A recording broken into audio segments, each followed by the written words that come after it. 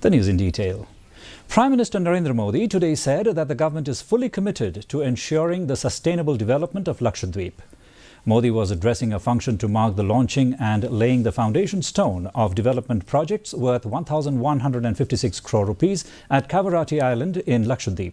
He said all efforts are being made by the government to bring Lakshadweep to the forefront of the international tourism map.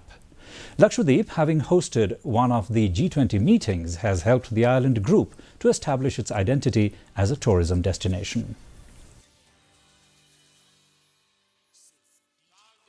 2020 में आपको मैंने guarantee दी थी कि 1000 दिन में आपको तेज इंटरनेट की सुविधा पहुंच जाएगी।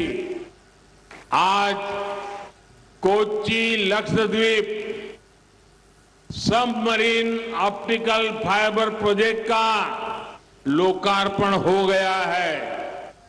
अब लक्षद्वीप में भी 100 गुना अधिक स्पीड से इंटरनेट चल पाएगा।